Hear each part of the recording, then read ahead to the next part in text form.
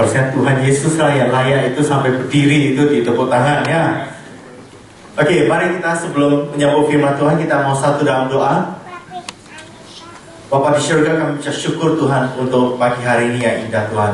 Kami percaya Tuhan, Engkau sedang akan beracara di tengah-tengah kami.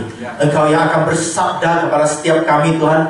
Biar hari ini Tuhan, hidup kami diubahkan lebih lagi menjadi serupa dengan Engkau Tuhan.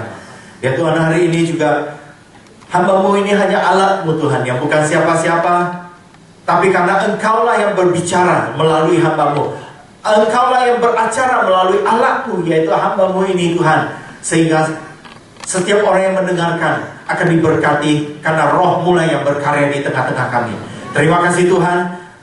Di dalam nama Tuhan Yesus kami sudah berdoa dan mengucap syukur. Semua yang siap menerima firman Tuhan katakan amin. Kita beri kemuliaan buat Tuhan sekali lagi. Puji Tuhan. Hari ini ya saya diberi tema tentang favor of God. Ya, memang favor of God itu penting sekali.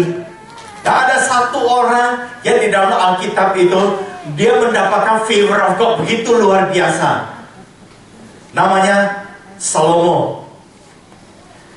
Ya, Solomon dia adalah seorang yang begitu luar biasa. Dan dia dikatakan pada saat itu, dikatakan Tuhan itu bahwa dia akan diberi kekayaan begitu luar biasa. Dan tahu nggak? Dan dikatakan di dalam firman, setelah itu tidak ada orang yang seperti Salomo yang bangkit begitu luar biasa, dipakai Tuhan begitu luar biasa, yang kekayaannya begitu luar biasa. Kecuali akhir hidupnya, dia menghancurkan diri sehingga ketika anaknya langsung naik, udah finish. Karena di akhir hidupnya dia masuk ke dalam penyembah berhala dan dia memungut cukai dari setiap orang. Makanya cukai yang diambil dari orang-orang angkanya 666 talent, 666 talenta. Karena Tuhan gak berkenan dia mengambil itu, memungut cukai yang begitu luar biasa. Makanya angkanya 666 itu. Nah, tapi kita belajar dari sisi baiknya.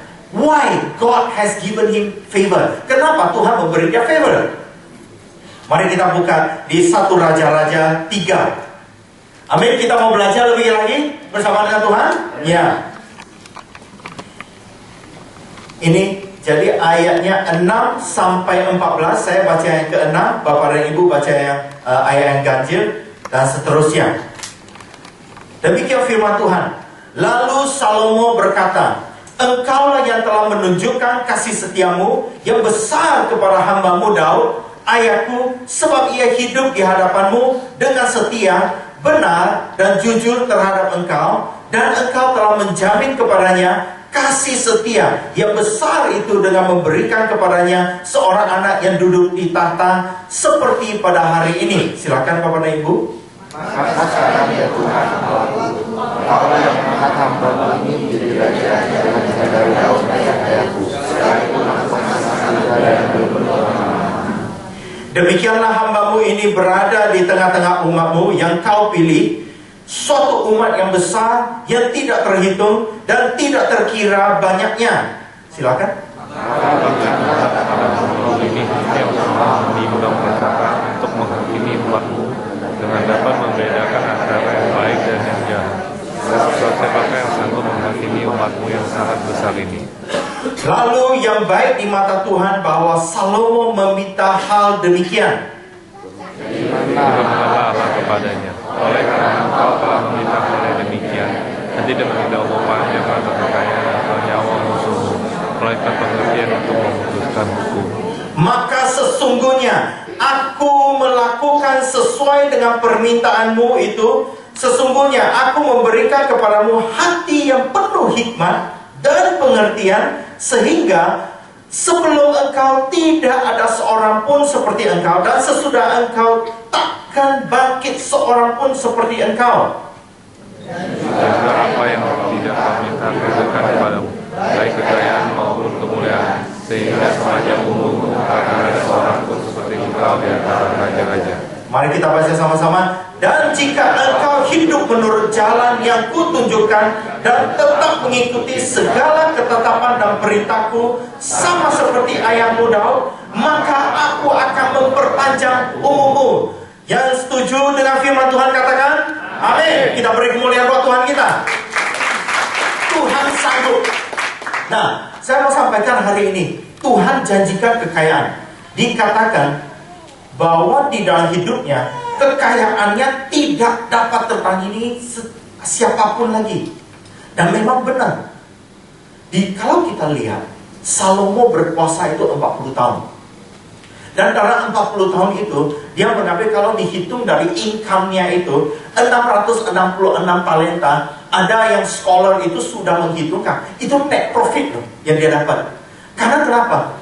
Makannya semuanya sudah disiapkan orang-orang sekelilingnya. Jadi persembahan tiap hari dia itu harus sembelih itu 10 ekor sapi, berapa puluh ekor kambing dan sebagainya untuk dimakan. Jadi makanannya semua sudah di-provide. Makanan untuk seluruh itu pekerja di istana ya sudah di-provide. Dan dia mendapat net income 666 talenta emas.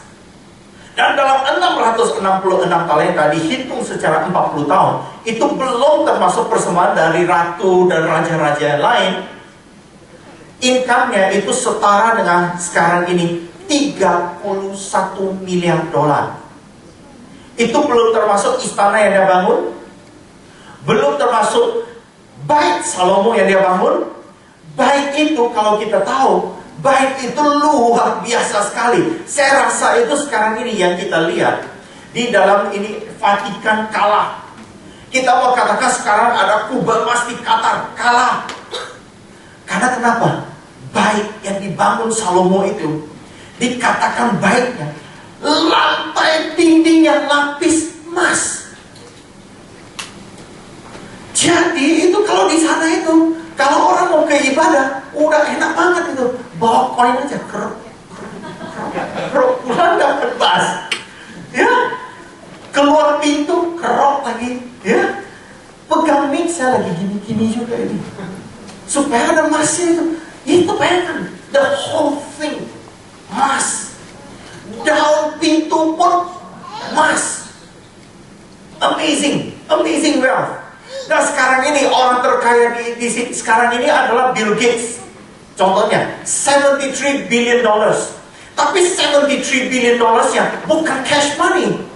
Ini some future income. Income-nya adalah di hashtag Facebook itu dinaikkan 78 kali. Bayangkan kalau hartanya Salomo, kekayaannya dimasukkan ke dalam itu Wall Street, dinaikkan 10 kali lipat, jangan sampai 70 kali lipat kayak Facebook lah. Padahal saya nggak ngerti itu Facebook itu no asset. Assetnya itu kalau dicabut aja listriknya, gone, 78 times gone. Tapi yang dipegang oleh Salomo tangible asset. Ada orang memperhitungkan, dia kalau dihitung kekayaannya, tangible assetnya aja itu almost 250 billion dollars. Mas semuanya. He's the richest man yang pernah tercatat di sejarah manusia. Mulainya dari mana? Where does he come from? He is still really young. Pada saat itu dia katakan, dia sangat muda dan belum berpengalaman. Dan ada ahli kitab itu ada yang mengatakan umurnya about 18 years old, 18 tahun. Ada yang mengatakan dia itu early 20s, di bawah umur 25 tahun. Apapun itu, dia lebih muda dari saya. Dia lebih muda dari sebagian besar kita di sini. Amin. Dan buat yang muda, jangan melihat dirimu masih muda dan belum bisa lakukan apapun. Solomon, dia baru 18 to 25 years old dan dia sudah berani dan dia sudah naik kepada tahta raja dan dia sudah diberkati begitu luar biasa. Jika hari ini siapapun yang di sini hari ini merasa aku masih muda, aku masih belum dapat lakukan apapun, hari ini belajarlah dari Salomo. When God is with you, His favor is with you, you can conquer the world. Kita beri kemuliaan buat Tuhan kita. Karena kenapa? Kalau favornya Tuhan bersama dengan kita nggak takut lagi. Dan dikatakan oleh di dalam Salomo itu, apa yang dia minta? Sehingga Tuhan begitu favor sama dia. Sebagian besar kita, kalau kita berdoa itu, Tuhan, rumahku lunas dong. Yang dikatakan harta. Ada yang doa, pekerjaanku baik. Semuanya baik. Semuanya no problem. Tapi kalau kita mau kejar the favor, the top list favor of God, yang dikatakan setelah minta favor ini, semua kekayaan panjang umur Tuhan akan tambahkan adalah wisdom. Nah, seringkali kita itu tanyakan, apa itu wisdom? Seringkali kita itu dapat sedikit. Seperti saya dulu juga itu, saya mendapat wisdomnya itu adalah suatu yang agak sedikit keliru dan belum tepat. Dulu itu saya berpikir, waktu saya baru bertobat, saya juga renungkan itu, saya bilang, Tuhan, give me wisdom. Wah, ketika doa saya ingin merasakan, tiba-tiba itu ada kayak topi listrik itu, tong, wah, yang tadinya IQ-nya pas-pasan jadi shiu, naik gitu. Saya pikir, ya emangnya Frankenstein gitu kan? Tahu Frankenstein? Ya. Ini bukan membicarakan tentang Frankenstein. Nah, sekarang baru saya tahu bahwa wisdom itu is not knowledge. Yang selalu kita itu lakukan adalah kepala kita itu semakin gede, kayaknya itu wah otaknya bertambah gitu. Bukan, itu namanya knowledge. Knowledge is not equal to wisdom. Yang kita lama inginkan selalu menjadi lebih pintar. That is knowledge. Saya kasih satu itu. Knowledge is not equal wisdom. Saya beri satu ilustrasi. Ada seorang dokter, teman saya itu dokter, spesialis. Dia spesialis urologi. Dan dia spesialis urologi yang luar biasa itu di hebat. Karena dia itu sampai bisa mendapatkan itu menjadi kepala dokter di Jerman. Jerman kan ilmu kedokterannya udah tinggi kan. Ini dia bisa itu orang Asia, orang Indonesia, tapi menjadi kepala dokter di situ di top mana. Sampai orang harus bertekuk lutut dan mengaku dia itu adalah dokter hebat kan gitu ya intinya. Jadi itu. Nah, tapi dia itu tahu nggak bahwa smoking is bad for health sebagai seorang dokter. Lalu ada dokter di sini, semua dokter pasti tahu bahwa smoking is bad for health. Apalagi dokter yang hebat. Bah, setiap kali habis makan, dia pasti. He is smart. He has the knowledge. He has the IQ. But he's not wise. Wisdom itu lebih tinggi daripada knowledge. Wisdom itu lebih tinggi dari apa yang ada di dalam kepintaran, IQ, apapun. Orang bisa, kayak itu, kita itu pernah nonton film Batman yang namanya Joker. Ya, dia itu ahlinya apa itu? Ahlinya, keahliannya adalah apapun yang ada pada dia bisa jadi sesuatu, tapi untuk merusak. He is super smart, he's genius, he might be the best mechanical engineer, tapi he's not wise. Jadi wisdom itu adalah lebih luar biasa dibanding dengan knowledge. Amin. Katakan samping kanan kiri, have wisdom. Ya, jadi bukan knowledge yang kita harus perlu, kita harus ada wisdom. Ya, nah sekarang, what is wisdom? Amin. Semua di sini siapa yang mau hari ini mendapatkan wisdomnya Tuhan? Amin. Kita beri kemuliaan buat Tuhan. Ya. Number one. Yang nomor satu itu adalah apa itu wisdom? Dari mana kita dapat wisdom? Kita buka di saya bacakan aja karena ada beberapa ayat supaya kita buka waktunya. Number one, wisdom adalah equal dengan receiving Jesus dan submission kepada Jesus. Kita buka di 1 Korintus 1 ayat ke-30. Tetapi oleh Dia kamu berada dalam Kristus Yesus, yang oleh Allah telah menjadi apa? Hikmat bagi kita. Ia membenarkan dan menguduskan dan menebus kita.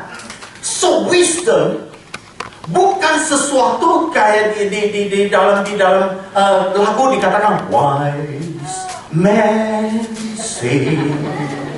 Nah, jadi itu wise man itu tidak ada di mana-mana semua orang. Apalagi sekarang ini banyak quote dari wise man katakan ini. Ini adalah orang bisnis yang sukses, kata-kata wisdomnya gini. Nah, wisdom kita sebagai anak Tuhan, we have to know the only wisdom in the world is from Jesus. Ketika kita itu mulai mengenal wisdom, ketika wisdom itu datang kepada kita, dikatakan di dalam firman Tuhan, wisdom itu adalah Yesus. Jadi bagaimana kita bisa menerima wisdom? Bagaimana kita bisa menjadi orang wise, tapi kita tidak ada Yesus di dalam diri kita? Kita hanya bisa menjadi wise ketika Yesus, yaitu wisdomnya itu sendiri, ada di dalam hidup kita. Contoh, saya beri contoh.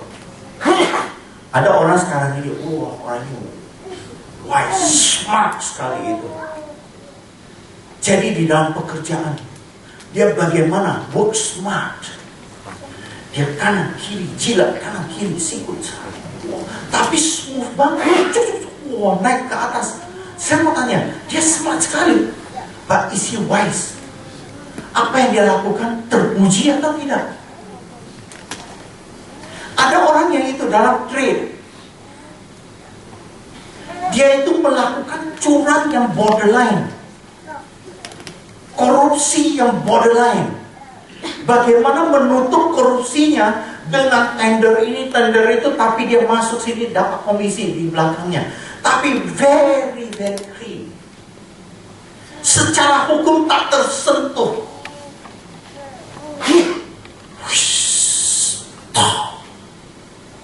But it's not wise. Jadi wisdom itu di dunia, wisdom di dunia sudah diselewengkan. Hari ini kalau yang begitu, Anda hanya menggunakan kekuatan dirimu sendiri, kepintaranmu diri sendiri untuk mencapai sesuatu yang engkau mau capai. But it's not God's favor.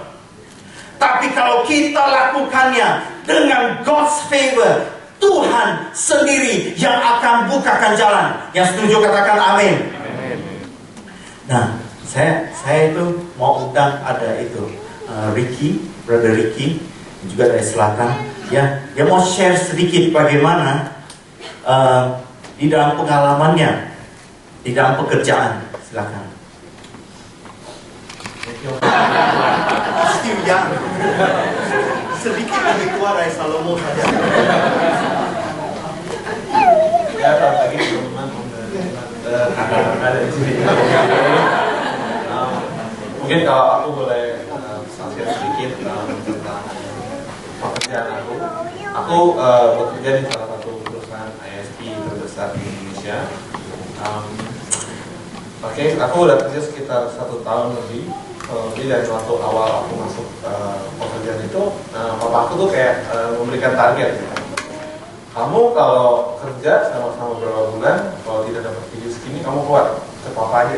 Apa yang kamu kerja capek-capek? Aduh, karena dia aku, tapi ini mimpi aku pak. Ini yang aku dari kecil atau berdoa dan Tuhan mengasih jalan ini untuk hidup aku. Gitu. Cuman aku nggak ngomong sama papi aku, cuma kan karena papi aku belum begitu kenal, belum begitu kenal Tuhan. Jadi nanti lu sok tahu ya. Orang kan lebih tua, lebih tahu gitu. Jadi aku diem aja waktu itu. Aku diem aja sampai akhirnya masuk kerja. Akhirnya ketemu dengan satu atasan. Ini kira kurang lebih supervisor, manager gitu pangkatnya. Terus dia baik sekali waktu aku datang, dia baik sekali, selalu take care, apa nanya pak, apa bagaimana, selalu nih baik, selalu baik. Sampai suatu ketika bekerja terus tiba-tiba udah mau deadline 3 bulan 4 bulan lagi, wah ini gimana caranya nih kalau bisa keluar nih, tapi udah suruh keluar kan, gaji udah naik belum, baru kerja sebulan udah tanya gaji udah naik belum, waduh gimana cara yang mau naik, baru juga kerja kan. Terus sampai akhirnya aku ngobrol sama profesor aku, Pak mungkin nggak sih Pak kalau kerja di kantor itu naik gaji 100%, 200% itu mungkin nggak sih? Dia langsung tegas dia, nggak mungkin Ricky, itu wah butuh mujizat doang yang bisa lakuin, nggak mungkin, nggak mungkin bisa. Yang bener Pak, masa nggak bisa Pak, saya gawat dong. Oh ya nggak bisa deh, kata dia nggak bisa. Terus sampai akhirnya suatu hari tiba-tiba setelah aku share sedikit, tapi Pak saya yakin Pak kayaknya bisa deh gitu. Terus akhirnya dia nggak bisa Ricky, nggak bisa gitu. Kayak kan jadi akhirnya agak sedikit berdebat gitu, tapi wah bener nggak sih, bisa nggak sih gitu. Akhirnya udah mulai deg-degan kan. Sampai akhirnya dia tuh sering banget kayak dia kerjain kerjaan luar untuk income dia sendiri tambahan. Intinya singkat cerita orangnya ini suka proyekin sendiri dari luar, yang kerjaan kantor kurang dikerjakan. Iya, gitu. akhirnya di offer saya tuh akhirnya dia kerjain terus saya kerjain. Sempat bagaimana feelingnya itu kerjaan orang lain semuanya itu? Wah itu sakit banget ya, saya disuruh kerjain tapi ntar ujungnya dia ngaku kerjain dia sama pos direkturnya dia, akunya dia yang kerjain gitu. Wah saya bilang Sounds familiar. saya pikir gimana bisa cara naik gaji kalau direkturnya dia kerja terus kan. Tapi saya ingat Om Hong selalu sebagai mentor bilang tetap mengasihi dan seperti Tuhan Yesus mengasihi waktu dia mau disalib, dia dikasih maki tapi tetap harus mengasihi. Jadi waktu saya belajar mengasihi terus setia, waktu itu sudah tinggal sebulan deadline ini gawat, tiba-tiba direktur manggil dan dia bilang Ricky, saya sangat senang sama kinerja kamu gitu. Tapi kok apa niatnya, kayaknya yang aku manajer saya mulu yang aku kerjain dia gitu kan.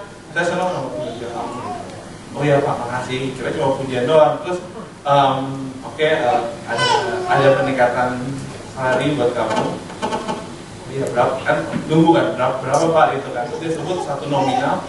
Terus kayak stop dulu sebentar, hitung berapa. Ternyata benar-benar sesuai dengan apa yang papa saya mau dan itu naik 100%. Wow, beri kemuliaan buat Tuhan kita. Dan itu juga ada bonus dari bos saya lihat kamu bagus nih Ricky, kamu ini ya jadi mentor ya buat anak-anak baru, mau tua mau muda, kamu jadi mentor ya buat mereka jadi contoh. Wah bonus bisa sekarang ngabarin Injil. Puji Tuhan. Oke, thank you Ricky. Ya, jadi ketika kita itu melakukan firman, saya masih ingat pada saat itu ketika di share itu bukan seperti sekarang dongkol sekali, karena di dalam meeting itu saya lakukan, bosnya gitu, pulang udah langsung banget itu. Saya katakan itu, ketika kita kerja, kita harus lihat kita kerja untuk Tuhan Yesus. Upah itu dari Tuhan Yesus. Bos kita tidak menghargai kita, is fine, tapi Tuhan akan memberikan upah kepada kita. Amin. Kita beri kemuliaan sekali lagi buat Tuhan kita. Jadi makanya harus ketika kita itu, kita harus pandang melakukan kebenaran firman Tuhan. Dan melakukan kebenaran itu it's not simple. You have to submit. Harus menyalipkan diri untuk mau submit kepada Tuhan. Oke, itu number one. Saya mungkin tambah sedikit kesaksian saya. Satu waktu itu sekitar 3 weeks ago gitu. Saya dengan satu itu perusahaan BUMN China, lagi makan sama mereka itu, dan mereka semua tidak boleh ada religion, karena itu kalau sampai ke presiden direkturnya BUMN itu pasti party komunis party tidak boleh ada religion, nggak boleh mau Buddhis, mau Muslim, mau Christian, nggak boleh itu. Religion yang mereka komunis gitu. Nah, biasanya kalau rame-rame dengan customer, klien atau dengan tamu, saya datang kalau lagi mau makan, ya kalau sudah berdiri di sini harus doa juga lah kan. Tapi yang pribadi aja.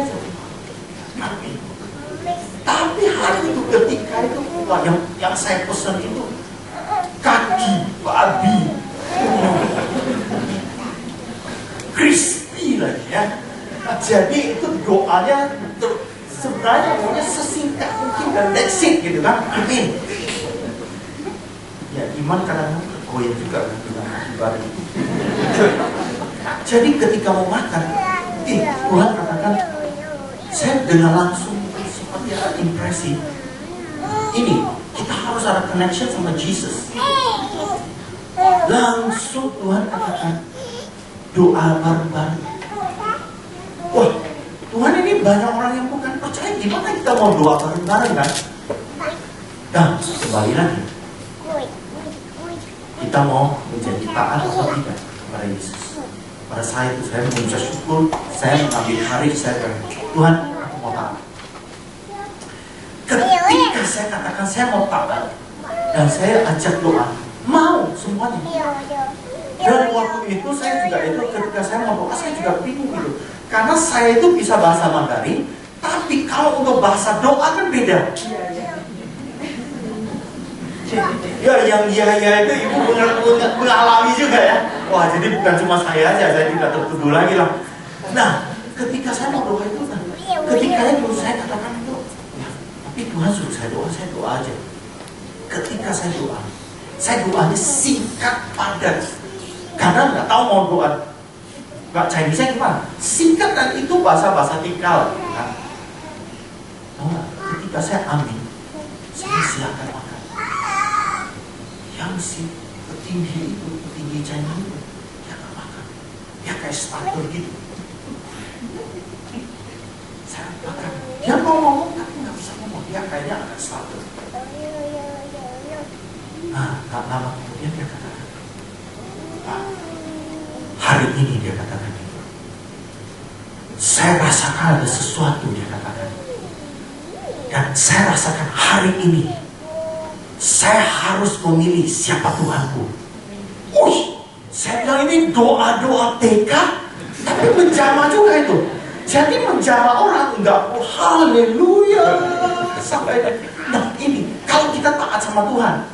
Jadi wisdom itu adalah ketika kita lihat apa Yesus mau lakukan, and we do it. Jadi bukan dari kepala kita itu kita olah gini keluar satu, no. Ya adalah apa yang Tuhan mau kita lakukan, just do it. Nah, makanya kayak Nike gitu, itu alkitabiah banget, just do it gitu kan. Nah, itu. Jadi kalau ingat Nike ya harus ingat just do it. Nah, ketika saya lihat itu, ini kairos Tuhan, nggak tahu tiba-tiba membara itu. Nah, sayangnya kaki babinya akhirnya saya cuma makan sepotong kecil, semua orang makan. Saya cerita tentang Tuhan Yesus. Hari itu dia terima Tuhan Yesus sebagai Tuhan dan Juru Selamat. Dan setelah itu, tahu nggak apa yang terjadi? Dia deal dong sama saya, udah pasti deal. Yesus saja dia deal kan, gitu kan? Jadi deal. Sekarang saya kalau mau pesen alat berat dan sebagainya, udah saking percaya, saya harus jaga kepercayaan itu. Saya katakan, saya perlu 2 unit askavator, langsung dikirim, tidak perlu bayar. Bayarnya nanti. Dicicil lagi sama dia. Jadi nggak perlu ke leasing, nggak perlu keluar biaya bunga, nggak keluar DP. Trust. With Jesus, we got favor. Beri kemuliaan buat Tuhan kita. Yang kedua, kalau saya harus agak cepat-cepat ini, ya. Oke, yang kedua, wisdom harus dan dapat diperoleh only with humbleness. Katakan samping kanan kiri, humbleness. Apa itu humbleness? Kita lihat Tuhan Yesus. Kita lihat yang Salomo, kita udah tahu humble. Karena dia katakan kepada Tuhan, God, I know nothing. Saya nggak tahu apa-apa. Saya nggak bisa lakukan apapun. Tapi Tuhan, saya mau cari Engkau. Engkau lah yang memampukanku. Nah itu humble. Nah, kita lihat di Tuhan Yesus di Lukas 2 ayat 51 dan 52. Lalu ia pulang bersama-sama dengan mereka ke Nazaret, dan ia tetap hidup dalam asuhan mereka, dan ibunya menyimpan semuanya perkara itu di dalam hatinya. Dan Yesus makin bertambah besar, dan bertambah hikmatnya, dan besarnya, dan makin dikasihi oleh Allah dan manusia. Kita lihat bahasa Inggris. Nah ini karena ini bertambah besar dan besarnya apa yang besar? Betul nggak? Apa yang menjadi besar? Nah di dalam bahasa Inggris ada and Jesus increased. Number one, and Jesus increased in wisdom. Jadi bertambah besar ada bertambah besar hikmatnya. Increased in wisdom. Itu hal pertama. And stature. Berarti ya penghargaan dirinya naik. Orang stature-nya naik. Yang kedua, dan and in favor with God and man. Tapi sebelum stature kita bisa naik, kita mau kan stature kita mulai naik, sehingga kita bisa memuliakan nama Tuhan. But before stature kita bisa naik, you have to increase in wisdom. Kita semua mau mendapatkan favor dari Tuhan. But before you get favor from God, you have to increase in wisdom.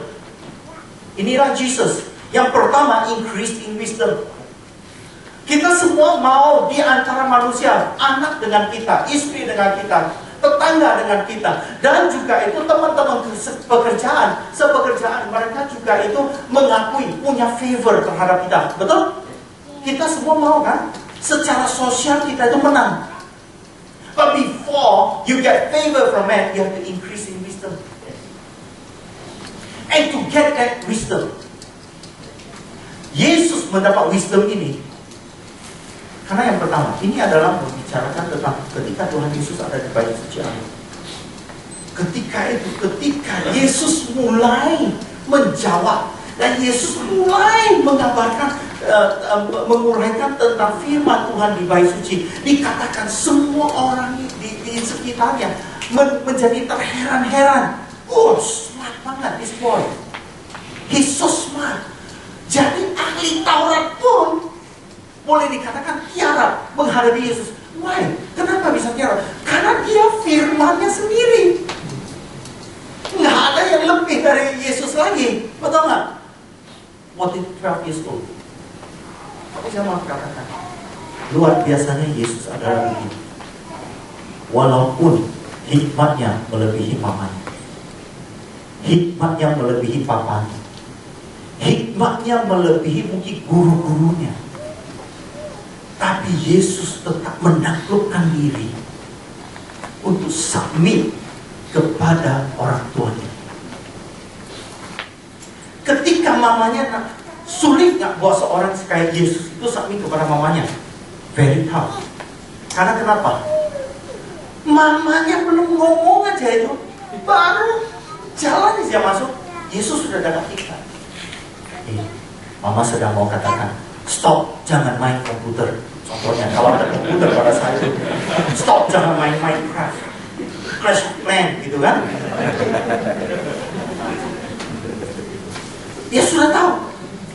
Dia sudah tahu, mamanya belum buka mulut, dan nanti ujungnya pasti katakan, begini atau malam ini engkau tidak boleh pergi main sama anak-anak lain. Oh, gitu kan? Jadi anak-anaknya udah mau diintimidasi. But Jesus menjadi seorang teladan yang begitu luar biasa. Sekalipun dia punya kuasa, sekalipun dia punya hikmat melebihi mamanya, tapi dia memilih untuk submit di bawah mama dan papanya. That is cool. Sekarang banyak di antara anak-anak muda sekarang ini merasa kalau kita bisa menjadi cool, merasa kalau kita di dalam sesuatu perdebatan, kita harus menjadi yang paling utama. Kita harus menjadi yang paling menonjol. Kita harus bisa sikut orang lain supaya muka kita kelihatan. Betul nggak? But that's not the case with Jesus. Cool. What is cool? Adalah, kalau saya mau tanya, kalau ada seorang anak TK umur 5 tahun, saya kesel, saya ajak duel sama dia, dia KO. Is that cool? No, it's not. A cool man or cool person, cool leader adalah ketika kita punya segala kemampuan untuk hancurkan orang itu, tapi kita menguasai diri sedemikian rupa sehingga kita tetap mengasihi anak itu.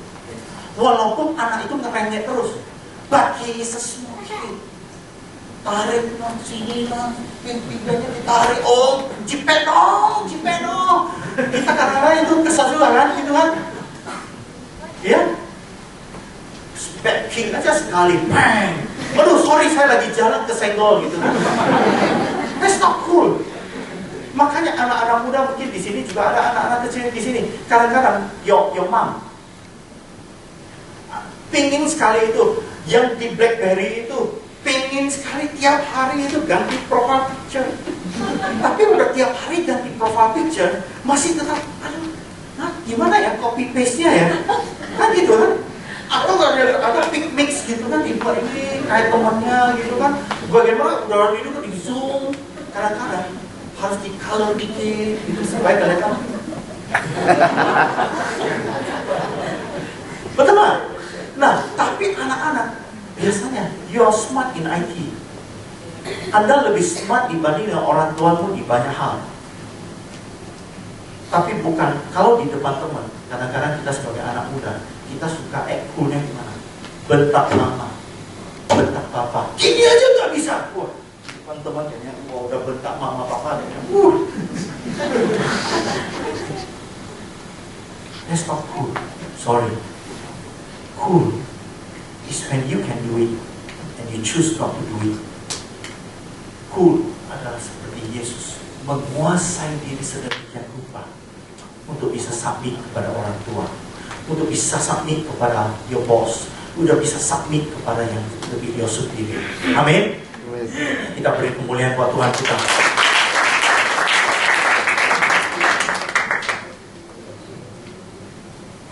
Yang terakhir, wisdom itu saya tadi udah katakan adalah act of love. Kita lihat di 1 Korintus 8 ayat 2. Jika ada seorang menyangka bahwa ia mempunyai sesuatu pengetahuan, maka ia belum juga mencapai pengetahuan sebagaimana yang harus dicapainya. Tetapi orang yang mengasihi Allah, ia dikenal oleh Allah. Amin. Nah, yang dikatakan sebelumnya, dikatakan ayat sebelumnya di 1 Korintus 8 ayat 1b, dikatakan pengetahuan yang demikian membuat orang menjadi sombong, tetapi kasih membangun. Hari ini kita boleh katakan di dalam tempat ini, di dalam ibadah hari Minggu ini, setiap kita itu bisa katakan itu kita mendapat suatu firman Tuhan. Tapi firman Tuhan yang kita dengar, kalau hanya dengar menumpuk, it's only knowledge. I'm sorry. Tapi pendengaran akan firman Tuhan masih ada lebih mending dikit, karena menimbulkan iman. Iman timbul dari pendengaran, dan pendengaran akan firman Tuhan. Oh, it's good. But supaya mujizat terjadi di dalam hidup kita, itu kita perlu tindakan. Karena iman tanpa penguatan hakikatnya mati. Kita bisa mendapat firman Tuhan. Hari ini orang bisa menceritakan segala macam, dan ada yes sampai loncat-loncat. But if you go back and do nothing, it's zero. Anda mempertanyakan kepada Tuhan, God, where are you? Tapi God akan tanya, what have you done? Makanya banyak orang yang datang terus, itu rajin sekali. But if you have not done, belum melakukan perbuatan kasih berdasarkan firman, you won't see the miracle. Saya mau tutup dengan satu kesaksian. Kasih. Kita harus bisa mengasihi Tuhan. Our act. Tuhan katakan kita harus ada dua perintah Tuhan.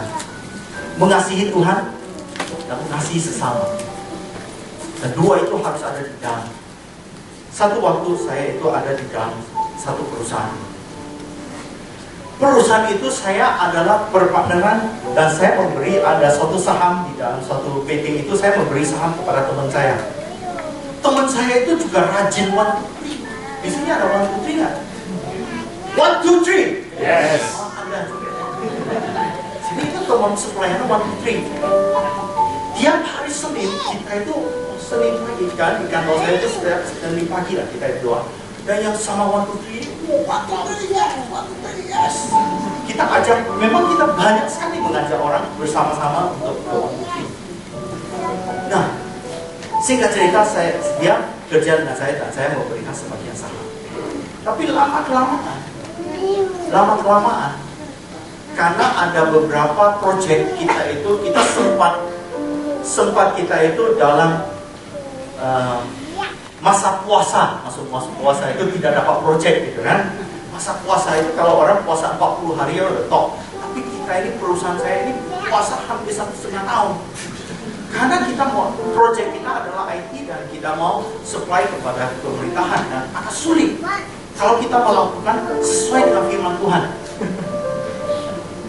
Tapi saya juga pernah bersaksi di sini beberapa kali saya mendapat mujizat Tuhan. Nah, khusus yang PT ini 1,5 tahun. Nah setelah itu dia agak konflik sama saya karena dia memakai firman Tuhan bahwa pakailah mamon yang jahat untuk menjalin persahabatan.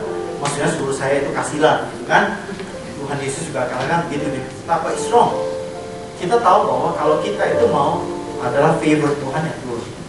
Singkat cerita, ketika konflik, satu waktu saya ke kantornya tersebut, saya ada beberapa kantor. Kantor itu saya ngantor di sana itu sebulan mungkin 3 sampai 4 kali seminggu sekali. Satu waktu saya ke situ, barang saya sudah dikeluarkan dari tempat, dari kantor saya. Wah saya, dan dia langsung datang, dia nggak enak. Wah, sorry, ini saya keluarkan karena gini, ada seorang gini, yang itu yang berpengaruh. Dia akan mau duduk di situ. Boleh kan demi kelancaran proyek?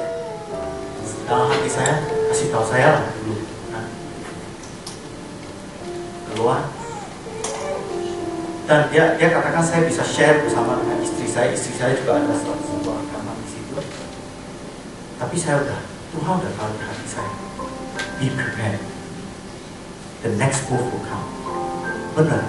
Tidak sampai sebulan, barang istri saya juga sudah dikeluarkan. Di situ itu saya itu benar-benar itu angry. Dan di situ itu sudah benar-benar pada saat itu adalah konflik, confrontation. Nah, saya sampaikan kepada teman saya masih majority. Ya, saya masih 70% shareholders. Saya bisa dilute, saya bisa lakukan apa? Saya udah confront. Dan ketika saya lagi sedang merencanakan untuk mengambil lawyer. Nah, saya udah konsultasi dengan lawyer. Tapi saya ambil satu waktu, saya bilang, saya mau doa dulu. Saya mau submit kepada Jesus. See what Jesus want me to do. Ketika saya datang, saya sujud, saya bilang sama istri saya, kita sama-sama berdoa. Suami istri ketika sehati besar kuasanya. Amin. Ketika saya datang ke Tuhan, saya doa. Saya lagi bayangkan Tuhan akan katakan, siapa yang mencelakai engkau? Akulah yang akan berperkara. Gitu kan? Jadi ketika saya berdoa, Tuhan katakan demikian kepada saya. Saya shock dengan firman Tuhan sharekan ke saya. Ketika kita ditampar pipi yang satu, berikanlah pipi yang sebelahnya.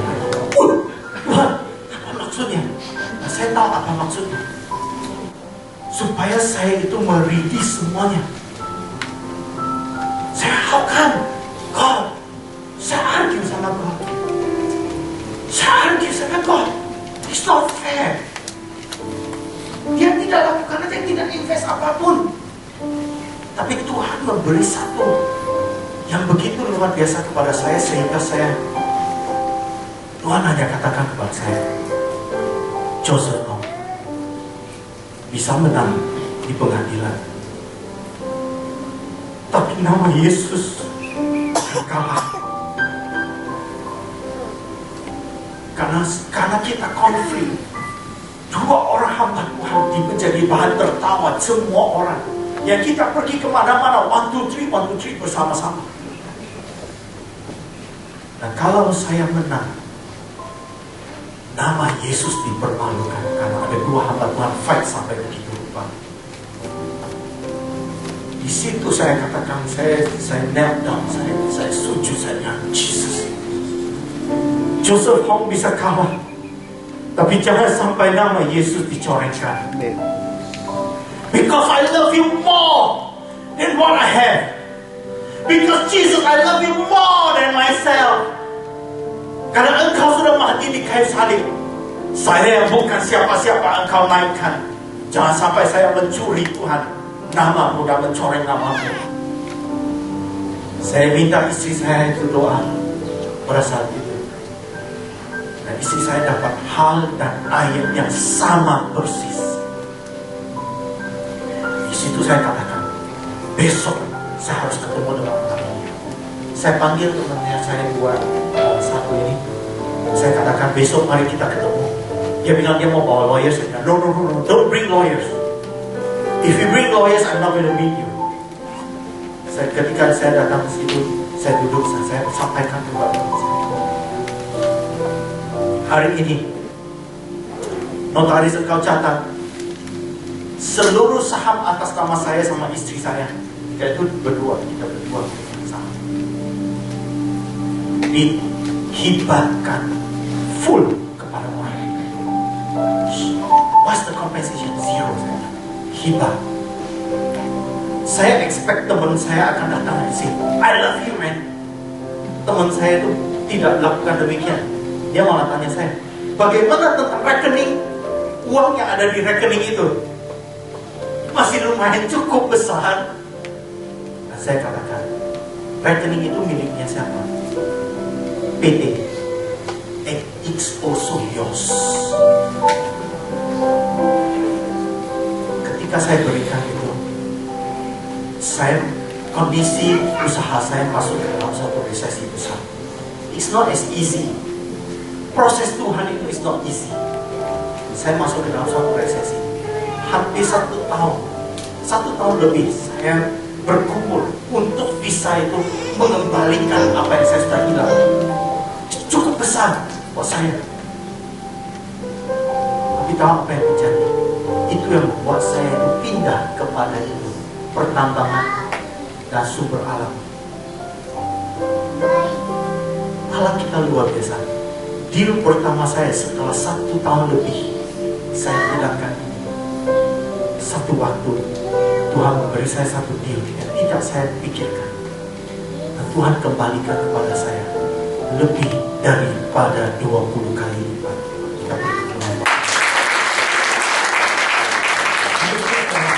Kita mau datang adalah, do you love Jesus that much? Begitu besar kasihmu kepada Yesus, lebih dari apa yang engkau punya, lebih daripada hartamu, lebih daripada dirimu. Ketika Anda lakukan itu, God's favor akan dicurahkan secara luar biasa kepada setiap kita. Amin. Mari kita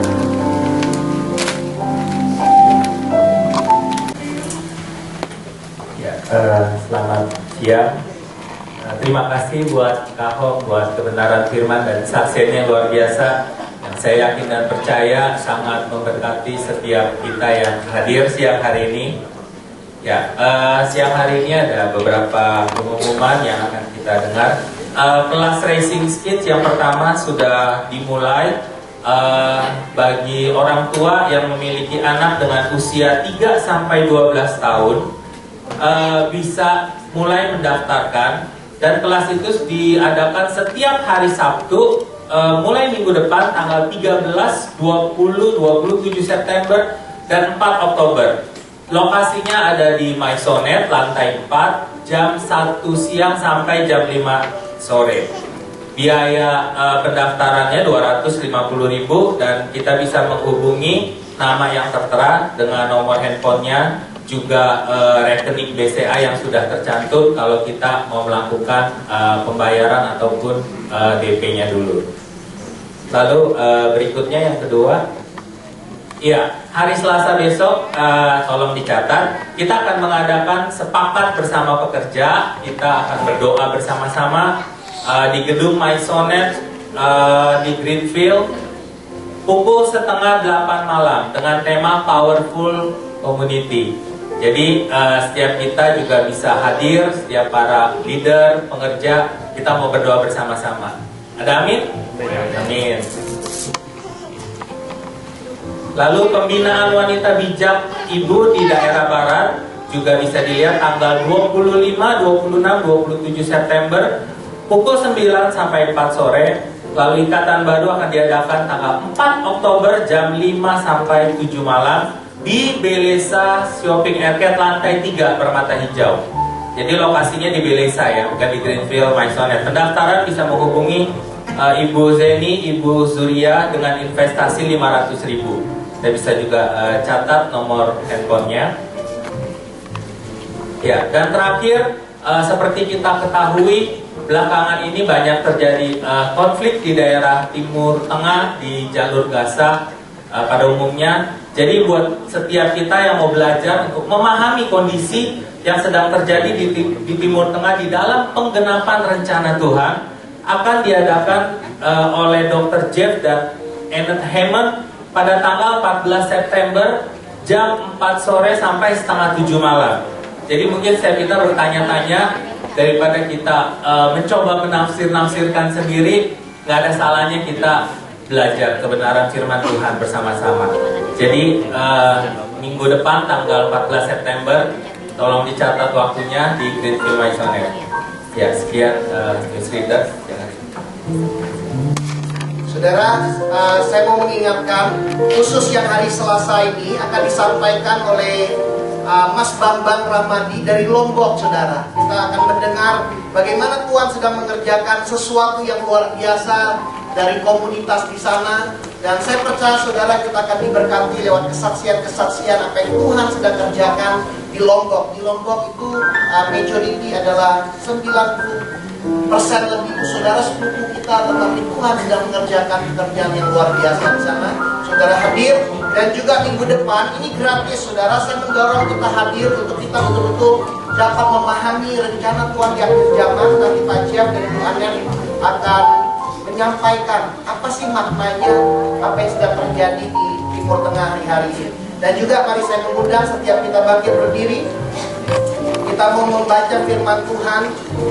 Dikatakan, tetapi Sakius berdiri dan berkata kepada Tuhan, Tuhan, setengah dari milikku akan kuberikan kepada orang miskin, dan sekiranya ada sesuatu yang kuperas dari seseorang akan kukembalikan 4 kali lipat.